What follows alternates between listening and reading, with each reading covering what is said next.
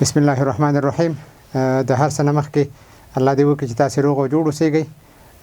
ځکه چې کورونا وبایي حالت دی، خدای مو په خپل امان کې لره. د هغې نه وروسته زموږ او ستاسې د درس موضوع اپنډکس ده. البته ځینې نورې لیکچرې پاتې کېږي، هغه به وروسته لیکچرونو کې موږ تاسو ته درکړو.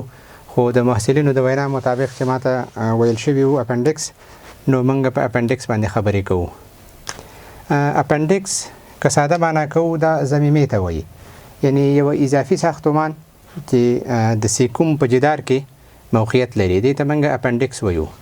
د شکل د نظره دا یو ګوتماننده عضوه ده. لومړی د دې په اناټومي باندې لږ بحث کوو. موږ وایو چې اپنډکس د سیکوم په اونسي جدار کې د ایلیوسیکل جنکشن څخه تقریبا د 2 سانتي متره لاندې موقعیت لري. د اوږدوالي د نظره کتابونو کې مختلف اندازې د دې لپاره راغلي، خو د 1 تر 10 سانتي متره پورې دا ټول اوږدوالی لري. موقعیت یې موږ وویل دا په سیکوم کې وي. دا په دې معنا چې سیکوم چېرته وي نو اپنډکس به هماغلته وي. که سیکوم په لیفټ سایډ کې و، لیفټ ایلیک فوسا کې و، نو اپنډکس به هم په لیفټ ایلیک فوسا کې وي. او که په رایټ ایلیک فوسا کې و، نو اپنډکس به هم په رایټ ایلیک فوسا کې. دا په دې معنا چې اپنډکس د اناټومي نه موږ وایو چې یو اپیکس لري، یو بیز برخه لري. د بیز یا د قیدي برخه دا همیشه د سیکوم سره یو ځای قرار لري. که موږ رسم وکړو،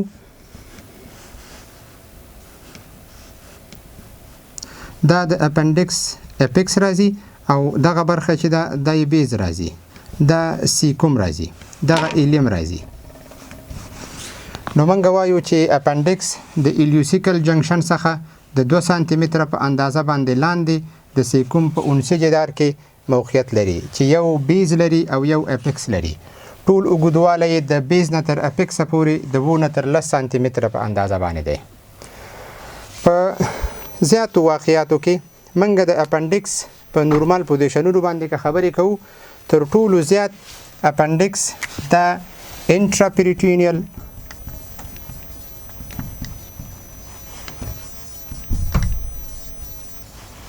انټراپریټینل ریتروسیکل موقعیت لري. په دې معنا چې د سیکوم شاته او په داخل د پریتوان کې موقعیت لري.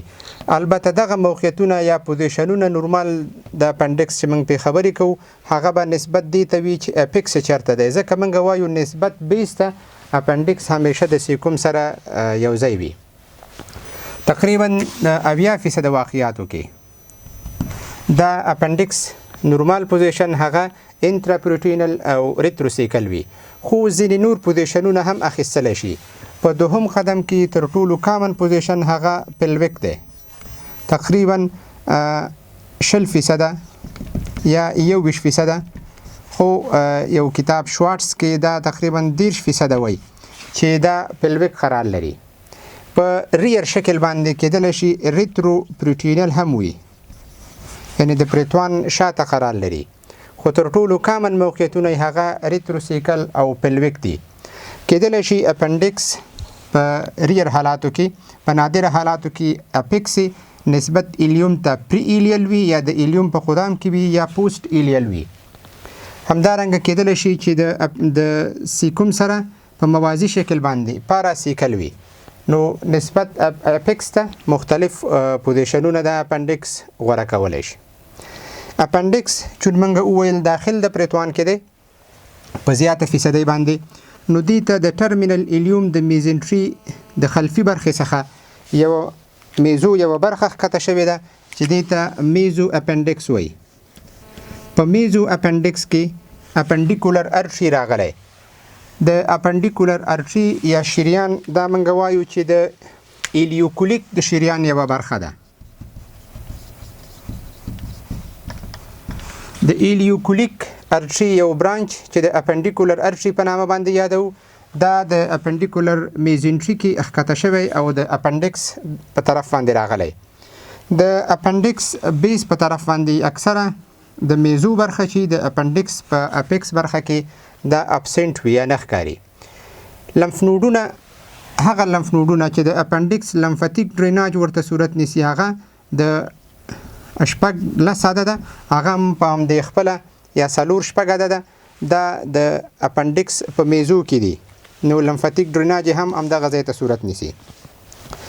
د اپنډکس مهمه وظیفه تر اوسه نه ده پیژندل شوې، خو هغه کسانو کې چې اپنډکټومي ورته شوې ده په هغوی کې د کولون د کینسر وقوعات زیات دي نسبت هغه کسانو ته چې اپنډکټومي ورته نه ده شوې. یا په السریټیف کولایټس کې پروټیکټیو رول لري، خو دا د ځینې ریسرچونو دا تایید کړي ده او ځینې نه ده تایید کړي. زمونږ عنوان کله چې اپنډکس په التهاب باندې اخته کیږي دې ته موږ او تاسې اکیوټ اپنډیسایټس وایو. یعنی اکیوټ اپنډیسایټس موږ وایو چې د هر علت د کبله اپنډکس په التهاب باندې اخته شو دې ته اکیوټ اپنډیسایټس وایي. دا یې تعریف شو. ایتیولوژي ولې اپنډیسایټس پیدا کیږي د دې لپاره مختلف نظریات دي، خو تر ټولو مهمه خبره هغه پکې لومینل ابسټرکشن دی. په دې معنی چې د اپنډکس د لومین بندوالی چې دا بندوالی د مختلفو اسبابو په بیس کې رامنځته کیږي. مثلا په ماشومانو کې موږ وایو د لمفویډ هایپرپلیزیا د وجې نه د نورو ځایونو انتانات وي یا وایرل انفیکشنونه وي، په جنرال شکل باندې لمف نودونه برجسته کیږي. نو په دې لمف نودونو کې لمفویډ هایپرپلیزیا په ماشومانو کې د اپنډکس د لومین د بندوالي سبب ګرځي او هغه نورمال مخاطي افرازات چې د اپنډکس لومین ته کېده هغه نور امعاو ته نه تخلیه کیږي. دوهم په غټانو کې د لومینل ابسټرکشن اسباب چې دي هغه کېدلی شي غایطه تیږي، فیکلیتونه وي، کېدلی شي فارن باډیانې وي، کېدلی شي فایبروسس وي او نیوپلازیا کېدلی شي، نیوپلازمونه. موږ داسې وایو چې د هسټولوژي د نظره په اپنډکس کې د ارجنټافین حجرات موجود دي. نو د همدې سبب نه اپنډکس د کارسینویډ ټومور دپاره یوه مناسبه ساحه ده.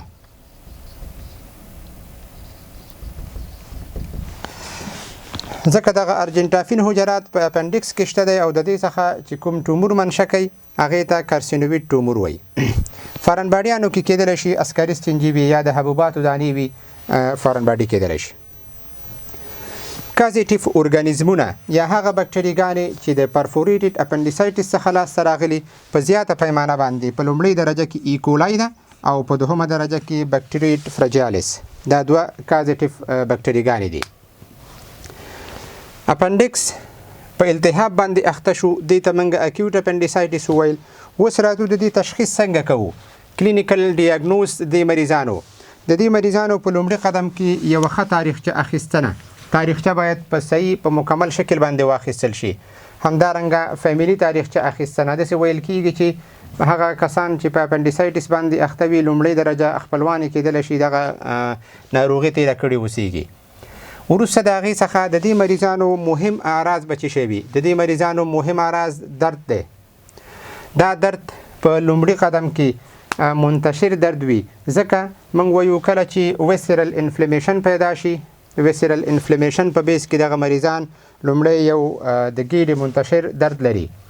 دا درد 6 ساعتونه وخت نیسي تر څو پورې چې په رایټ ایلیک فوسا کې چې اپنډکس پکې پروت دی په دې ځای کې لوکل شي. نو موږ وایو چې نه درد دا یو مهم عرض د دې مریضانو دی چې لومړی د پیری امبلیکل او یا اپیګسټیک ناحیې څخه شروع کیږي، 6 ساعته وروسته دا په رایټ ایلیک فوسا کې لوکلایز کیږي. بل انورکسیا بې اشتهایي، دا تقریبا یو ثابت عرض د دې مریضانو دی چې دا مریضان به بې اشتها وي، خوراک ته به زړه نه کیږي، زړه بدوالی او کانګې به لري دا مریضان. په ومیټینګ کې داسې وایو دا مریضان کېدلی شي یو یا 2 ځلې کانګې وکړي تر څو معده یې تخلیه شي. کله چې د دې ناروغانو معده تخلیه شوه نور دوی کانګې نه کوي، دوی زړه بدوالی او بې اشتهایي ورته پیدا کیږي. بل عرض د دې مریضانو هغه تبه ده. تبه کې داسې وایو چې په لومړي قدم کې دا مریضان لو ګریډ فیور لري، یعنی 38 درجې سانټیګریډ یا 0.4 درجې د فارنهایټ. دا ناروغان تبه لري، خو که چېرته دغه مرض پرمختګ کوي او اختلاطي کیږي، اپنډکس پرفوریشن ورکوي او یا ګنګرینوس کیږي، نو بیا دا تبه نورم لوړیږي، نو بیا موږ هغې ته وایو های ګریډ فیور. نو د اعراضو د نظره به دا مریضان درد لري چې درد وصف موږ وویل مخکې اول منتشر، وروسته 6 ساعته رایټ ایلیک فوسا کې لوکلایز کیږي، بې اشتهایي به لري، مریضان زړه بدوالی او کانګې به لري او تبه به لري. د ساين د نظره فزیکل ایگزامینیشن کې که موږ ګورو په دې کې به دا مریضان لکه مخکې په شان موږ وویل که چېرته اختلاط نه وي ورکړی پرفوریشن او په ګانګرین باندې نه وي اخته شوی اپنډکس نو دا مریضان لو ګریډ فیور لري. خو که چېرته اختلاط ورکړ او کمپلیکیټډ شو نو بیا دا در تبه لوړیږي.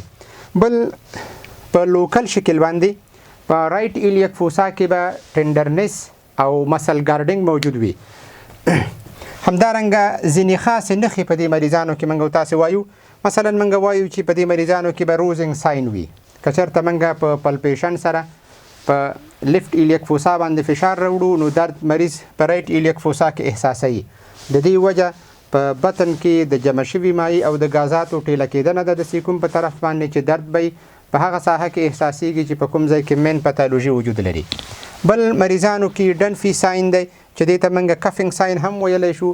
مریض ته ووایه چې وټوخیږي. مریض چې کله ټوخیږي رایټ ایلیک فوسا کې مکبرني پوینټ چې د اپنډکس بیس پکې موقعیت لري په دې ځای کې د درد احساس کوي. مکبرني پوینټ هغه نقطه ده چې د امبلیکس څخه که چېرته دا به امبلیکس وي او دا یې انټیریر سوپیریر ایلیک سپاین. که د دې نه موږ یو خط رسم کو او دا فاصله په دریو برخو باندې وویشو مکبرني پوینټ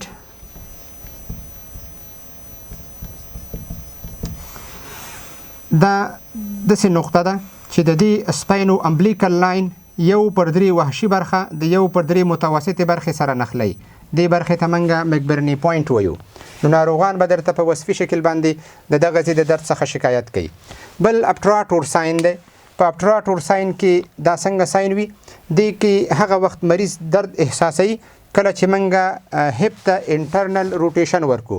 یعنی د هپ په انټرنل روټیشن سره د درد احساس د ابټراټور ساين موږ ته ښیي. بل سواس ساين دی. کله چې موږ هپ جاینټ ته فلیکشن ورکو دا مریضان درد احساسوي چې دا په ریتروسیکل اپنډیسایټس کې وي. ابټراټور ساين په پیلویک اپنډیسایټس کې دا مثبت کیږي. بل راځو د دې تشخیص ته. د تشخیص څه نظره موږ او تاسې سره ډیاګنوزس یا تشخیص دغه کلینیکي موندنې ورسره پخوا کې تصویري معاینات د دې په خاطر چې زمونږ دغه تشخیص رد او یا کنفرم کی یا په بله معنا موږ ایمیجینګ په دې خاطر کوو چې زمونږ تشخیص کنفرم شي چې دا اپنډیسایټس دی او که نه دی. په ایمیجینګ کې تر ټولو ښه ساده معاینه هغه ابډامینل الټراساونډ دی چې دې مریضانو ته موږ کوو. په الټراساونډ کې به د جدار تکنس یا ډبلوالی چې د 2 ملي متر څخه به د اپنډکس د جدار ډبلوالی زیات شوی. همدارنګه د اپنډکس په شاوخوا باندې هایپریمیک خیالونه او که چېرته کوم فارن باډي فیکلیت او تومور چې څه شی و په دې ساحه کې دا به موږ او تاسو ته په الټراساونډ کې ښکاره شي. دوهمه ښه معاینه چې ده هغه سیټ سکن دی. سیټ سکن موږ سره تشخیص وضع کوونکې معاینه وي. تقریبا 95 یا 90% سنسیټیویټي لري. د اکیوټ اپنډیسایټس په تشخیص کې د مریضانو کې موږ دا اجرا کوو. خو یو مشکل دی چې دا چون شعاګانې دي نو ځینې کسان کېدلی شي شعاع اخیستنه ورته خطرناک وي نو دغه یو معذرت لري ځکه دا ایونایزنګ راډیشن کوي.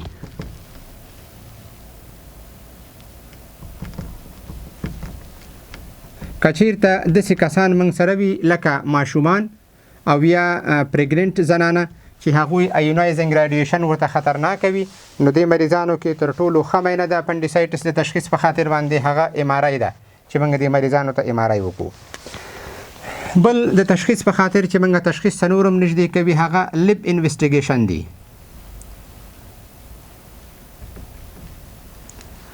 لابراتواري معاینات. په لابراتواري معایناتو کې موږ او تاسې دې مریضانو ته بلډ اگزام کوو. د وینې په معاینه کې به دغه مریضان لیکوسایتوزس ولري. دا لیکوسایتوزس په انکمپلیکیټډ حالاتو کې کېدلی شي ډېر زیات نه وي 11,000 12,000 وي خو که چېرته کمپلیکیشن ورکوي نو دا کېدلی شي 18,000 ته ورسیږي. سیلز پر ملیمتر د مکعب. لومړی معاینه چې موږ په وینه کې کوو په دې مریضانو کې به لیکوسایتوزس وي. بله مینا په وینه کې په سی بي سي کې یا په بلډ اگزام کې به د مریضانو نیوتروفیل سویه لوړه شوي.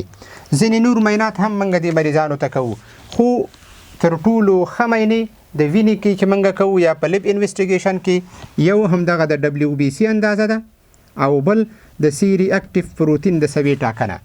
دا دوه ښه مینات دي. کنه موږ نور مینات هم کولی شو لکه د انټرلوکین 6 چې موږ د التهابي حالات ښیي، د دې مینه موږ کولی شو. پرو کلسیتونین مینه کولی شو، هغه هم موږ سره کومک کوي. خو تر ټولو ښه مینات په لب انویسټیګیشن کې هغه لیکوسایتوزس یا د ډبلیو بي سي د سویې پورتهوالی او د سی ریاکټیو پروتین د سویې پورتهوالی دی چې دا دواړه موږ سره ډېر کومک کولی شي. د دې اپنډیسایټس یا د اکیوټ اپنډیسایټس تداوي منیجمنټ موږ دا په دوه برخو باندې ویشو. یو وایو چې کېدلی شي انکمپلیکیټډ اپنډیسایټس وي او یا به کمپلیکیټډ اپنډیسایټس وي. انکمپلیکیټډ اپنډیسایټس د دې دپاره ښه تداوي هغه اپنډیکټومي ده چې په وخت باندې اپنډیکټومي ورته وشي او ناروغ د دې حالت څخه وژغورل شي. خو اوس داسې یو تعریف وجود لري چې ارجنټ سرجري د اپنډیسایټس په خاطر باندې، خصوصا کله چې د 12 ساعتونو څخه د اعراضو شروع لږ وي، یعنې 12 ساعتونه په بر کې نیولي وي او په 12 ساعتونو څخه مخکې موږ مریض ته جراحي وکړو، نو دې ته موږ ارجنټ سرجري وایو. د اکیوټ اپنډیسایټس کمپلیکیشنونه موږ وایو. کمپلیکیشن یې دا دی چې پرفوریشن به کوي، سیرې کېږي به، اکثره د ټپ برخه سیرې کېږي ځکه فشار په دغه ځای کې لوړېږي، کېدلی شي ګانګرین شي. د پرفوریشن میکانیزم یې دا وي کله چې انټرلومینل پریشر اوچتېږي، په جدار کې وینس کنجسشن پیدا کېږي، د وریدي جریان د تخلیې د خرابوالي په بیس کې مخاطي غشا په اسکیمیا باندې اخته کېږي چې هغې نه وروسته ګانګرین په طرف باندې ځي. که چېرته یې ګانګرین وکړه اپنډکس نو کېدلی شي اپسې جوړه کړي چې دغه اپسې به لوکل پریتونایتس یې ورته وایو، شاوخوا به د اومنټم په واسطه د سیکوم په واسطه باندې او د ایلیوم په واسطه احاطه شوي اوسیږي چې د جدار برخې به یې دغه اعضاوې وي، او یا به هم مس جوړوي چې د همدې اعضاو په واسطه باندې یو ګانګرین شوی اپنډکس احاطه کېږي. سواس اپسې کېدلی شي د دې د کمپلیکیشنونو کې یادواري ورڅخه وکړو، او یا د پورټل وین انفلیمیشن چې فیلوفیلیبایټس ورته وایو، او یا کېدلی شي فیسچولا ورکړي. که چېرته په وخت باندې تداوي د دې ونه شي نو کېدلی شي جنرالایز پریتونایتس ورکړي او ټول بدن ملوث کړي. تفریقي تشخیص باید د اکیوټ اپنډیسایټس موږ د ځینې ناروغیو سره وکړو، خصوصا په ماشومانو کې د اکیوټ میزنټریک لمفاډینایټس سره باید د دې تفریقي تشخیص وشي. په زنانو کې د رایټ سایډ اووري فالوپین ټیوب او د دې د مشکلاتو سره په ټوله کې د پی آی ډي سره باید د دې تفریقي تشخیص وشي. چون د دې په اعراضو کې موږ هیمچوریا څخه هم یادواري کوو، خصوصا پلویک ټایپ اپنډیسایټس کې هیمچوریا موجوده وي. د یوروجینیټل سیستم د امراضو سره باید د دې تفریقي تشخیص موږ وکړو. بل په زنانو کې د پی آی ډي سره تفریقي تشخیص چې مخکې موږ وویل دا ډیره مهمه ده. په زنانو کې د پی آی ډي سره تفریقي تشخیص د فزیکي معنی د نظره په وجینل ایگزامینیشن کې او په ریکټل ایگزامینیشن کې، په وجینل کې د سروکس حساسیت او په ریکټل ایگزامینیشن کې هم د ډوګلاس د پوچ حساسیت. بل په زنانو کې د اووارین سیس د ټورژن سره باید تفریقي تشخیص وشي. همدارنګه د اکیوټ ګسټرو انټرایټس سره د دې تفریقي تشخیص وشي. د کرون ډیزیز سره باید تفریقي تشخیص وشي. او یا کېدلی شي دغه پاتالوژي یو هم نه موجوده، وایرل انفیکشنونه وي په وایرل ګسټرو انټرایټس کې او یا وایرل لمفاډینایټس کې، میزنټریک لمفاډینایټس د دې سره باید تفریقي تشخیص وکړو. لکه مخکې چې موږ وویل په دې زنانو کې باید حتمي خبره ده، خصوصا هغه زنانه چې اکیوټ اپنډیسایټس د مشکوک کېږي په هغوی کې پریګننسي ټیسټ وشي، ځکه په زنانو کې د سیکل یا د میاشتني عادت په مډ برخه کې، یعنی په متوسطه برخه کې د ناروغانو ته د دې ناحیې دردونه پیدا کېږي چې د دې تفریقي تشخیص د اپنډیسایټس سره موږ وایو چې دا مریضان به لیکوسایتوزس نه لري، نو فیور، نه به تبه لري نه به لیکوسایتوزس لري، او د میاشتني عادت سره به دغه حالت تړاو لري. بل په اکټاپیک پریګننسي سره تفریقي تشخیص چې د پریګننسي ټیسټ موږ د مریضانو ته حتمي کوو، په هغې کې به د مریضانو کې پریګننسي پازیټیو وي، په اکیوټ اپنډیسایټس کې پریګننسي ټیسټ نیګیټیو وي. ډیره مننه، د بیا لیکچر په تمه اوسیږئ. انشاءالله موږ او تاسې به د ویډیو د لارې لیکچرونه اخلو. ډیره مننه.